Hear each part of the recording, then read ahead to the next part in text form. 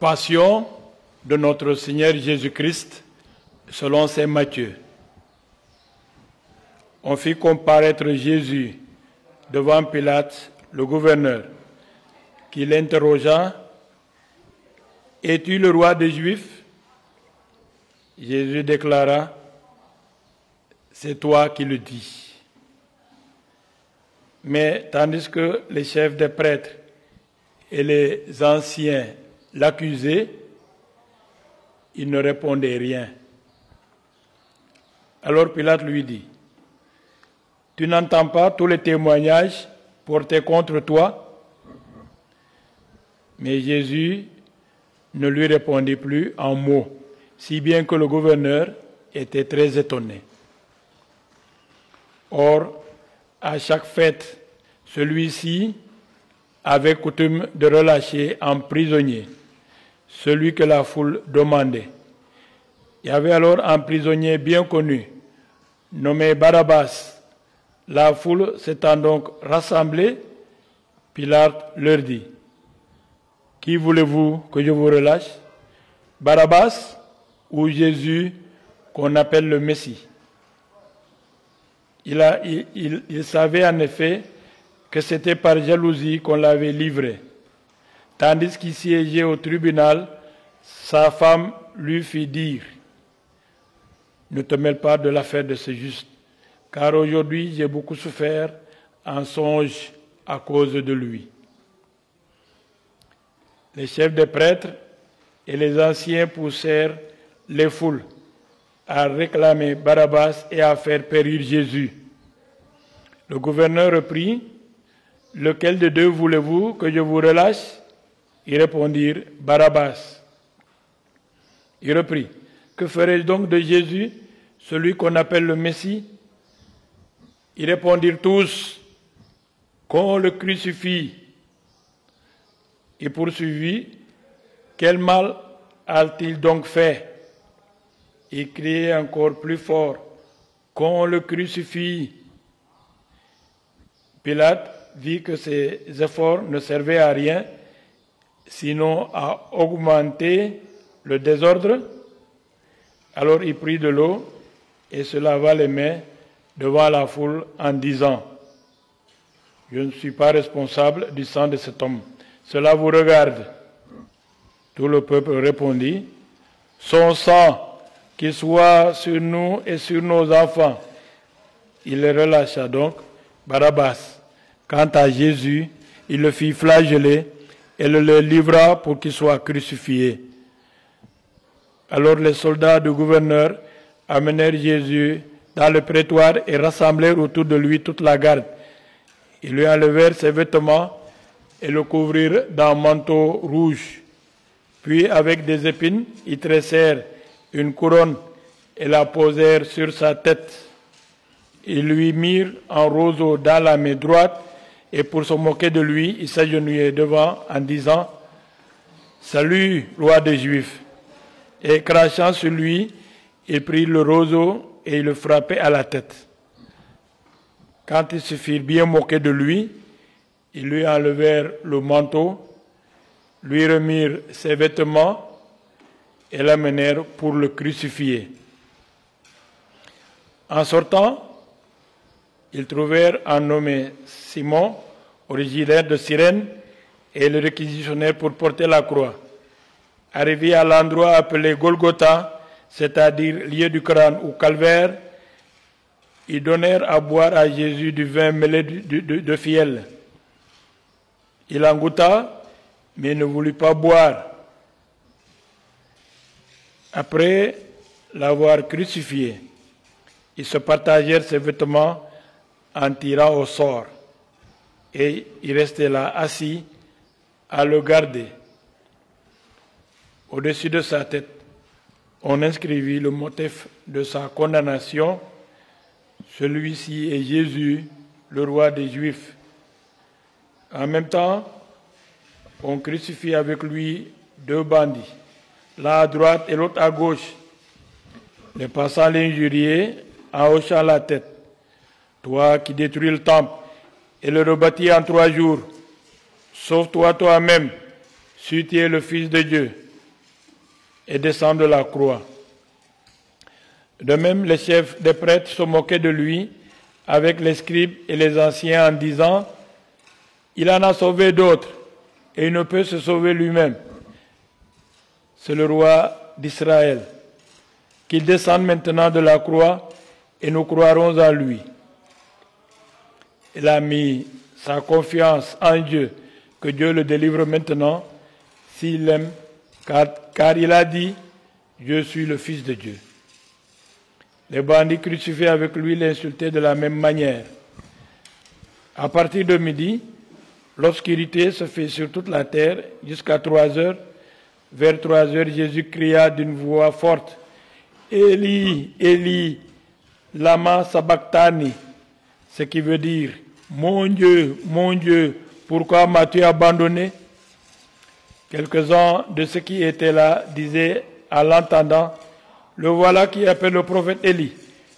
Aussitôt l'un d'eux courut prendre une éponge, il l'a mis au bout d'un roseau et la lui donné à boire. Les autres dirent « Attends, nous verrons bien si Élie va venir le sauver. » Mais Jésus, poussant de nouveau un grand cri, rendit l'esprit. Et voici que le rideau du temple se déchira en deux, du haut en bas. La terre trembla et le rocher se fendirent. Les tombeaux s'ouvrirent. Les corps de nombreux saints qui étaient morts ressuscitèrent. Et sortant des tombeaux après la résurrection de Jésus, ils entrèrent dans la ville sainte et se montrèrent un grand nombre de gens. À la vue du tremblement de terre et de tous ces événements, le centurion et ceux qui, avec lui, gardaient Jésus, furent saisis d'une grande crainte et dirent « Vraiment, celui-ci était le Fils de Dieu. » Acclamons la parole de Dieu. Louange à toi, Seigneur Jésus.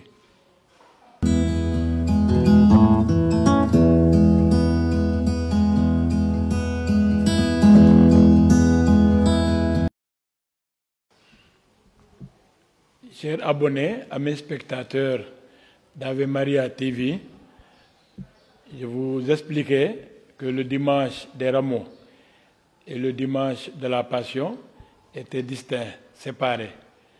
Mais depuis la réforme liturgique, pour renouer avec une tradition, l'on les a combinés.